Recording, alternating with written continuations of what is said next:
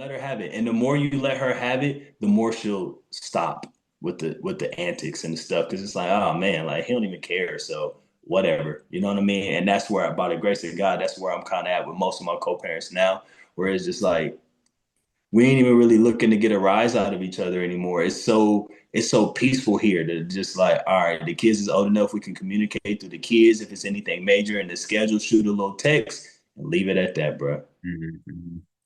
And yeah, and because your kids are older, because I want to go somewhere with that. Watch My Wildflower says that is actually what makes it easier for me to understand my partner. We are both single parents with absentee co-parents. We get each other. That's So major. So I don't want to call that equally yoked, but there is something to just having similar dynamics, right? You got one co-parent or one person in the relationship whose co-parent is present, and one who's not can make it very tricky because the one who's present, you like, man, like he hitting your phone all the time. Well, he's present. Like ain't got nothing to do with relationship, none of that. Like he's just a present dad or she's just a present mom, so we communicate well. Where the absentee, the one with the absentee co-parent is like, y'all talking too much. I don't never talk to my baby dad. I don't never talk to my co-parent. Well, he's not present, so of course you don't. You know what I'm saying? So it is very helpful for similar dynamics in the co-parenting relationships between you and your partner. It just makes it a little bit more easy. But even if it's not the same, that's where that that compassion, that level of understanding and grace has to be. It has to be there when two people with kids and co-parents are dating each other. You're not going to be able to maneuver this thing without that. yeah, yeah, I agree, man. Because Larry, sometimes I'll be struggling, bro. Yeah, Like I, okay, I'm gonna keep it 1,000. do it. I'll be struggling with dudes that don't take care of their kids. Like to see you take care of all your kids is highly commendable, and I know you give God the glory for that. But there's dudes that, and this isn't a bash session, you know what I'm saying? But it's like, how could you not take care of what came out of you? Yeah, for sure. That, That's major.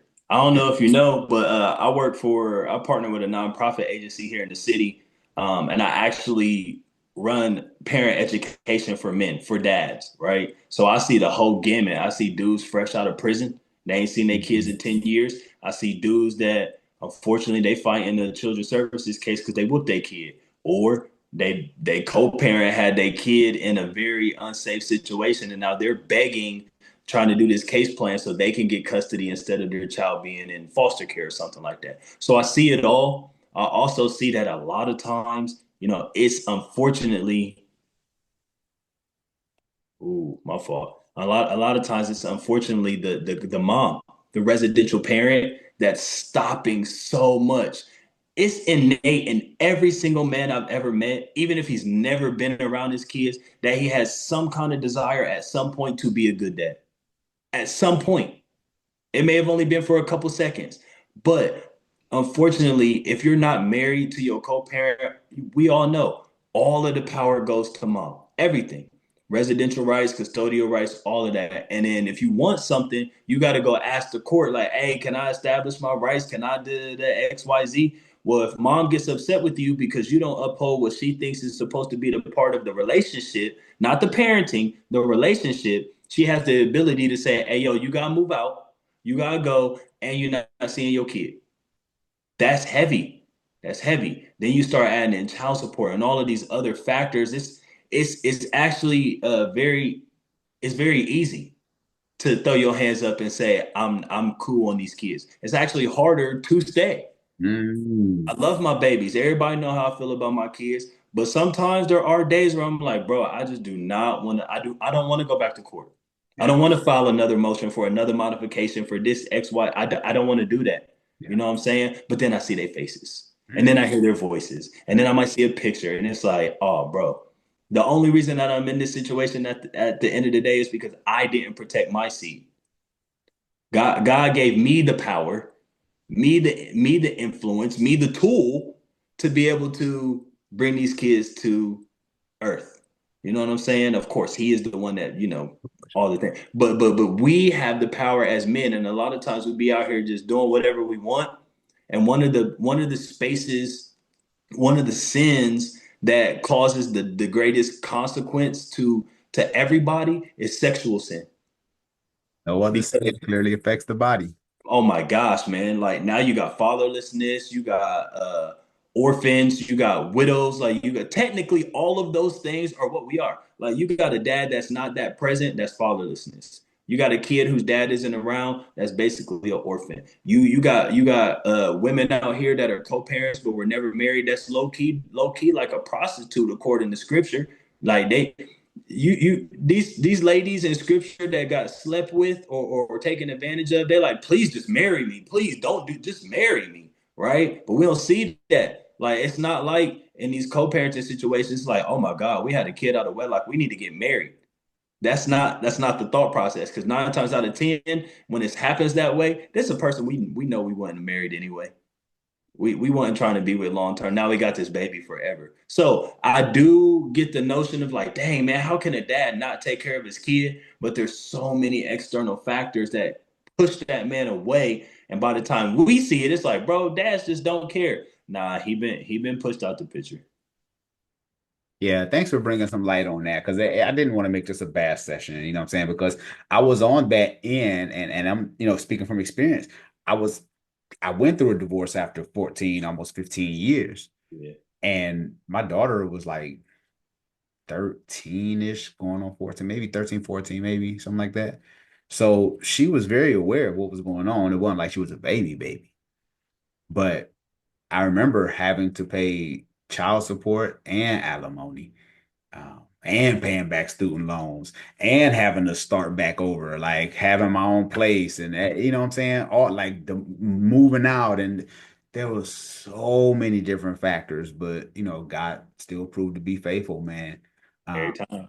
and some guys, man, they will stay the course, and some guys don't, and maybe they never had that example set before them, right? Yeah. Their dad maybe not being present. So they like, hey, he wasn't there, so I ain't gotta be there. That's a fact. That's a motivation that can go either way. My biological father wasn't present. I carried his name, been in the same city with me my whole life, but he just, due to things that happened when he was a young dad, having me at 16, he never wanted to be a father, right? So I would see him here and there, right? My mom got married when I was met my stepfather when I was about 7, but he worked several jobs, so there was never no presence there. So I technically had two dads, but no dad, right? And that's what makes me go hard for my kids. You know what I'm saying? I'll keep it a buck. I got three here and three that live out of the city. You know what I'm saying? One of my girls that lives out the city, her mom got remarried, respect. But I haven't talked to my daughter in like 6 months. You know what I'm saying? She just sent me a picture the other day. But what do I do? Like, she moved before there was any kind of custody order, things like that. Do I drive to Philly to file stuff, to drive back and forth and all the things? Or do I just continue to pray like, Lord, hey, you gonna make a way. You protect my daughter better than I can anyway. And at the right appointed time, that relationship will open back up. Now, of course, I'm so grateful that we had already established, 4 or 5 years, 6 years of her having a relationship with me before they moved, right? So that foundation is there. She knows her dad, but it does suck. I'm like, man, like I'm going hard for my kids that's here in the city. We doing events and all this type of stuff. But I got a daughter that, when she get older, she might look at pictures like, how come I wasn't there? So I have to be prepared to have them conversations like, hey, I wanted you here, but your mom, XYZ, never bashing mom. I would never tell that to my daughter now. But when she older, yeah, you gonna know. Here's the record of the child support. Here's the record of the text messages. Here's the record of the phone calls. You know what I'm saying? So it's tough, man. It's a very tough dynamic to judge any parent Yeah. um, that gets in a situation where they're not present with their kids because it's like, man, what led you to that? You know, Mm-hmm. it helps me give a lot of grace. Got you for sure. No, I respect that, man. And like you say, it's tough. And because I told myself, I was like, I never wanted to be away from my daughter, Yeah, never wanted to be, but at the time she wanted to be with her mom and stuff like that because the squeaky wheel gets the oil. That's You know what right. I'm saying? So, and no shade to my ex-wife, because I always tell people, I'm like, I would never bash somebody who I slept with because I did it. Never. Right. Yep. That part. No shade to her, but at that time, her mom was just like, "Your dad, da, da, da." And that's what she heard, and that's what she ran with until my daughter's 21 now. But now we can have those conversations. She was Yes. able to see for herself. That part. You know what I'm saying? So For a lot of the sure. stuff ain't even in my notes. We like kicking it now. Yes, We sir. done said so much stuff, man. I'm just like, I gotta ask him about this. Um, so what? Yeah, this ain't even in my notes.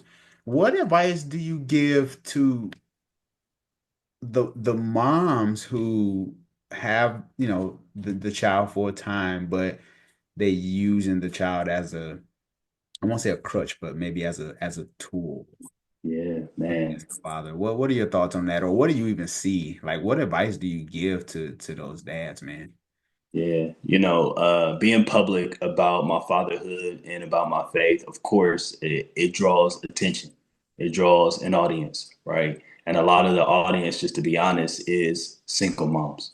You know, they like, oh man, present dad loves God. You know what I'm saying? Like, I'm just to be honest, it is what it is.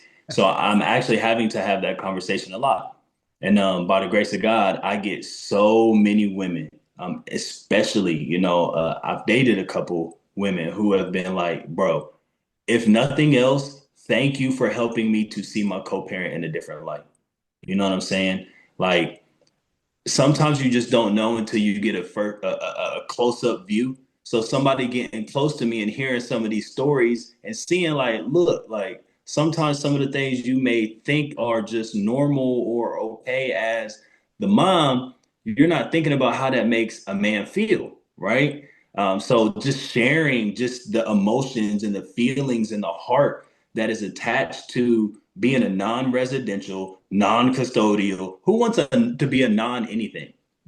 Now Mm. you telling me I'm a non-residential parent? Like what? Like I'm a non-custodial parent? Like that's crazy. Like I got a visitation schedule with my child. Like all of that type of stuff is heavy, right? So a lot of times you got to think about these labels. Like, what are you labeling your co-parent as? Are you constantly going around calling him your baby daddy? Well, we know Mm. that that has a negative connotation to it. So you may just be saying it in jest, but you're mentally putting all these thoughts that come with that into your brain. So maybe start saying co-parent. Yeah. He might be getting on your nerves. He might not be sending you no money. He might cancel on getting the kids. Well, I mean, hey, you got to start with what you can start with. Start with that mental change. That's my co-parent. That's my kid's father. Just start there. And I guarantee that'll at least start to make you feel a little bit better about the dynamic of the situation. But I also let women know you're not wrong if he's not doing what he's supposed to do. If you don't feel like your kids are safe with him, no, absolutely not. A lot of times, our job as parents is to even protect our kids from the other parents sometimes. If you see something in a household with a husband and wife, if you see something that your wife is doing that's not cool with the kids, you're gonna take her back to the room like, baby, we probably shouldn't do it that way. Then y'all got the marriage bed to be all cool and get right. You don't have that in co-parenting. There is no marriage bed to run back to when y'all got a disagreement, right? And who gets to say? Well, probably the one that's the residential parent, probably the one where the kid is spending more time. So I don't like social media all like that when it come to my kids. But when they go home, and since they only with me 8 days out the month, or my daughter that live away, she only with me on spring break, what I'm gonna do? What I'm gonna do? Argue with her mom every day? Like, hey, I don't like Instagram, so they shouldn't have it. Or I don't like Snapchat. Why my 16-year-old got Snapchat? Sometimes I just gotta eat it, right? And just deal with it. And so I think that's the biggest thing. Like we just really just gotta have compassion and grace and let this stuff go a lot of times and just chalk it up. Chalk it up, bro. Chalk it up, sis. Like this is your co-parent forever. Chalk it up. Like even if they did cancel, okay. Do something great with your kids. Go to the park. Now, if it's ruining your plans and if it's a consistent thing and it's happening all the time and he's canceling and the kids are getting excited and he don't show up and all of that, yes, protect your children. But like, come on, like a lot of times, a lot of this stuff gets blown out the water. So chalk it up. Yeah. Do you got some merch called Chalk It Up? You know, just I might have to coin that one because I was just saying, you know, I mean, and I, man, I agree, you know, but sometimes, Larry, it'd be hard though. hard, It'd hard. be hard because you're already not a family, right? You know, this, I mean, you are a family, but different households, right? Hmm. And you would have imagined that this person would be with you, you know, and it doesn't work. So sometimes the smallest thing can just trigger you, and you got to be emotionally regulated. You know what I'm saying? Especially when it comes to parents, and Lord knows, Hmm. but it's tough, you know. So to those who watching, I get it, but like you say, not to be out of character and stuff because your kids do see that. Yeah, yeah. It's hard to imagine. I still look back and I'm like, man, like these are women that I was intimate with. These are women that like, and it wasn't. I was only one of my co-parents was a one night stand, wild time. But everybody else was friends or relationships. You know what I'm saying? There was established history there. And then for us to end up where we are or where we were, because by the grace of God, we're so much better. But where we were at some seasons, it's like, dang, like we was literally laid up watching a movie, like cuddling, footsie, the whole nine. And now we can't even go to we're not even speaking to each other when we both show up at the art show. Like we just walking by each other, like it's wild. It is wild. But again, that's why, like I say it all the time. And I tell my kids like the little nursery rhyme.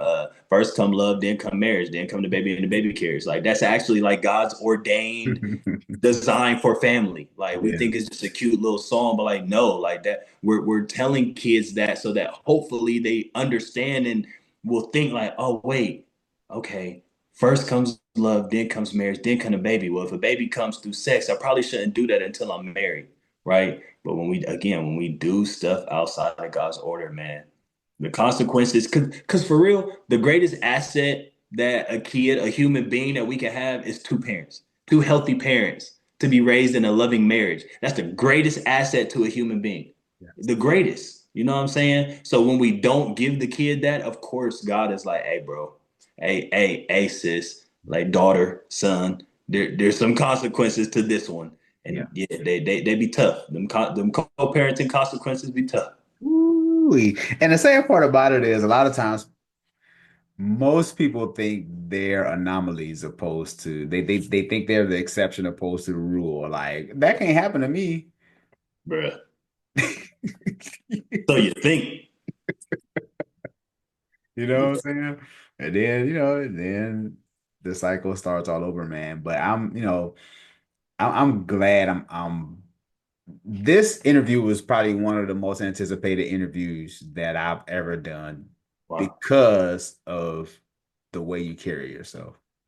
thank you. I think we don't see this enough, especially with black men and fatherhoods. Because there's fathers, man, and like I told you before, there's fathers that's not taking care of one.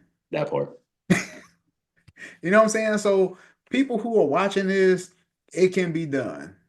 You know what I'm saying? And I'm sure that there's stuff that you know comes along with it, but it can be done. You are a living testimony that part. that Nah, it man, can be done. I tell people all the time, like I know it was nothing but God to get me to where I am today because I literally see men. I have family members, cousins, brothers that struggle with one co-parent. And I'm out here being able to navigate multiple, you know what I'm saying? Like to I see people struggle with kids that they never get to see. Well, I got to deal with both. I got to deal with kids that I get to see all the time and some that I don't ever get to see. And then even thinking about that dynamic, I don't want my kids that was away or taken away to feel a type of way, jealous of their siblings, like just so much stuff that comes with this, man, that I can't give any credit to anybody but God. Because I mean, this mess is supposed to be like this is supposed to take me out. It's supposed to take me out. But God, man, when I really start like, all right, Lord, like I gotta start walking with you for real and like take this stuff seriously, he just started doing all kind of stuff. I mean, the job, the crib, I mean, yeah, he Amen. shows up. He's faithful. He really is faithful, you know? Man, for real. I hear you, man. That's real talk. Oh man, this is heavy. I want to take a quick break for our sponsor. It's our Love Fearlessly Intimacy Card deck that my wife and I created. You can find it at scarytoremarry.com. So if you're on a date with someone, if you are married, if you are in a committed relationship, these 30 questions will constantly keep you informed in who you are with, because a lot of times we change over the years. You just never know. So it's these questions that we got to ask, and it's like, oh, I didn't know you like that now, or oh, I didn't even know you thought like that. So these questions on a date are perfect. Larry, so I want to pull one card from the intimacy card deck, and I Yeah, want to ask you a question. yes, sir. All right, let's go. Uh, how did you manage hurt and disappointment growing up? Ooh, my goodness. Growing up, honestly, up until probably college years, probably like my second, third year of college, I just kept everything in. I didn't tell nobody nothing. I mean, childhood stuff and trauma that I didn't tell my mom for real until I got into my late 20s and 30, early 30s. You know what I'm saying? So for me growing up, it was always keep it quiet. I got two siblings with my mom, nine from my dad. I'm the oldest, so it was always this kind of pressure to do everything right. So who do I don't want to go talk to my single mom about my what I'm feeling like as a boy, as a young man, as a teenager. My dad ain't around, my stepfather ain't around. I just ate it, and then it blew up. Honestly, that's what led to a lot of the sexual immorality. There was a lot of I was searching for identity. I had some trauma with relationships, right? How I lost my virginity, all of that type of stuff was kind of traumatic experience a little bit. So all of that played into this decade of just sexual immorality that led to six kids. You know what I'm saying? It wasn't until my kids were here and I was like, oh, something got to change. That I was like, okay, not only do I got to start walking this faith thing out for real, but I need to get some therapy. I need to get some real help. And once I got that real help and started having the conversations and digging and realizing where some of this stuff was rooted at, it changed everything. Because now I'm at a point where I was bleeding on my co-parents, and that bleeding on my co-parents has now led to, unfortunately, unintentional blood on my kids Yeah. by not being in the home with them every day. My kids adore me and I adore them, and they would prefer to have dad every single day. But unfortunately, because I was bleeding, did all I did with their mamas, here we are, and now my kids are having to deal with the blood. So even though it's band-aided up, even though the wounds is healing and all of that, there's still consequences, to me not dealing with that and healing much sooner. But it also helps me as a dad because I'm able to identify stuff and my kids were like, let's nip that right now so that doesn't become something we got to deal with or a habit for you, right? I got a teenage boy. Let's nip this now. I don't want to deal with this when you 25 and you out here trying to, you know what I'm saying? So let's deal with it now. So on my end as a kid, it sucked, but I'm grateful for it because now I'm able to look at my kids like, we not gonna let that fester and grow. Mm, love it. That's good. Love it. If you could give one piece of advice to other single dads, especially those feeling overwhelmed, what would it be? Yeah. The number one would be show up, bro. Hmm. Heavy on that. Show up, bro. It don't matter what it look like. If she only lets you get on FaceTime for 20 minutes Tuesday and Thursday, get on that FaceTime for 20 minutes on Tuesday and Thursday. If you got a supervised visit with somebody that got to sit and watch out at a park, let the person sit and watch you be a great dad at the park. But show up because the kids don't care about none of that. They don't know why it's only on FaceTime. They don't know why this man has to come sit at the park and watch y'all play if you got a guardian that light them or something like that. They don't know. They just want to see their dad. So show up, bro. I know it's tough. I know she might be tripping. I know she might get on your nerves. I know she might have all the control. I know she might say you can do something and then she change her mind and say you can't do it. But if you get the opportunity, take every single opportunity because you never know what moment you have with your kid where you say something or drop some kind of info on them that can change their life forever. It only takes a moment. And we as dads, Like we get so many moments to deposit in our kids, but we don't do it. We just ride on by. Like, yep. Even dads that's in the house every day, just ride on by, not dropping gems on their kids, not talking to them, not communicating, not sharing. So, bro, especially my single dads, just show up, bro. Like it'll make you feel better. A lot of times we think like, oh man, he don't got a job, he going through it. Oh man, he don't da da da da, he going through it. No, he's not seeing his kid, and we don't think of how traumatic and hurtful that is. If I was a gardener and I planted a seed, and then somebody came and just took all my crops, we beefing. Mhm. We gonna fight. Like we really gonna fight. Like you're not coming in my garden taking my stuff, but somebody has our kid, the greatest seed that we could ever produce, and somebody has our kid and has control over that. So show up, bro. Even if it's tough, man, just show up. I love that. Yeah, man. And like they say, uh, most of success is showing up. Yes, But, at least get there. And you never know what happens afterwards. You just got to get there. I love that you said that. Simple but profound, right? Because a lot of guys they just won't show up. I love that. Watch My Wildflower said, let's see, I heard you say you were married within 6 months. How did you decide that so quickly? Oh, I guess she's talking to me. mm. Oh, okay. So- Yeah, me too. I'm asking too. Um, okay, so and again, this isn't my interview, but she asked a quick question. I just want to answer this real quick because I want to get into our bonus round, and Okay. this is gonna be Larry Uncut. This is Oh boy. yeah. So 6 months, she was someone who she believed in me.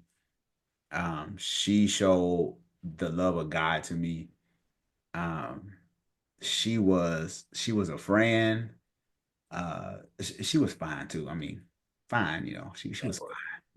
fine, she got me, got a smile out of this world, man. But and because I remarried at 40. So at 40, I knew, more of myself, even though we continue to evolve. But at 40, I'm like, okay, like if I do this again, I really can't be playing games. So it was one of those things where she loved the Lord. She was somebody who was committed to Christ. Like that means everything to me. Just having those great traits like trusting, loving, caring. She was one of those people that she would do for people who couldn't do nothing for her in return. These little Yes. intangible things, Yes, bro. and I'm like, she cares for homeless people who can't do nothing for her. How much more I'm showing up? How much more is she gonna do for me? That part. You know what Yeah. I'm saying? Yeah. So I think, and I don't want to get too far from this, but I think a lot of times we always play into the physical, and don't get me wrong, it's important. But at what point are we really going to say these traits are going to carry the relationship longer than the physical? Because you're going to get older.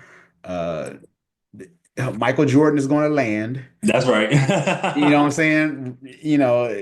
Gravity's going to take place. You know what I'm saying? Um, and then what are you stuck with? Yeah. You know what I'm saying? So it was one of the things. She just had a lot of the traits that I cared for, that I knew that was long-term traits. And even now, with us being married over 7 years, we did a lot of growing. There's a lot of stuff that we had to go through, a lot of stuff that, we had to grow and mature with. But even to this day, this is my girl. Like, I rock with her. That's my girl. Yeah. Wow. You just got to be intentional.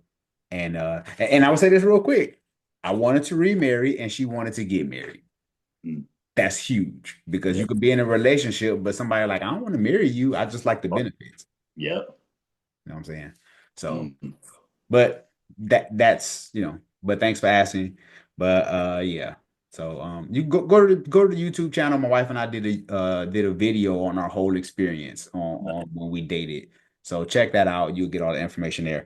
All right, this is Larry Uncut. This is our bonus round. Oh boy. Okay, yeah. So um So whatever you don't want to say, don't say it. Nah, that part. If you don't want to go viral, and I've been known to some videos and went out and but anyway, um, what is the biggest mistake you see men make when it comes to dating? Ooh, my goodness. Hmm, man, that is an interesting question. I would say probably the biggest mistake is not paying attention to the early signs. I mean, there's going to be signs of her character. There's going to be signs of her values. There's going to be signs of her morals. There's going to be signs of her attitude. We have to pay attention to the signs because if she's talking to you spicy already, that's probably not the best sign. But if she's talking real gentle, that's probably a good sign. You know what I'm saying? If she's only talking about money, finances, what you make, what's your plan? What's your 5 year goal? Okay, well, how much you plan? That's not the best sign. Of course, you want to be financially sound and all the things and financial wellness and all of that. But when y'all equally yoked and y'all both walking out in faith, he gyrate anyway. So really, your faith ain't in the security of me. You should have your security in Christ. And if you believe that Christ brought us together, then those intangibles, because I mean, what we already know, God can blow up somebody's life in 3 months and you making more money than you ever made before. So you don't want to miss out on something special because God hasn't finished putting all the pieces together just yet. So watch out for the signs, man. We let so many maybe the flag is pink, it ain't red yet. I don't want any flags in the early stages. You know what I'm saying? Like if there's those type of flags early on, run. It's okay. There's other men, there's other women out there. Like it's okay. God is showing you that for a reason, right? I look back at some of my experiences. God gave me ample chances to get up out of there and was giving me all kinds of signs. And I didn't pay attention to them when they was pink and then they turned bloody red. And when they bloody red, it's a problem.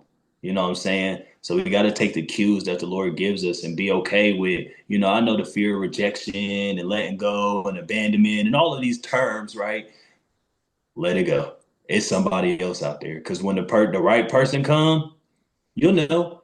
Because them flags, it won't be no flags. All the flags will be waving white, talking about come on, and you end up married in 6 months. I surrender. Way to play. Let's Never. go. Let's go. For Let's go. real. Yeah, right.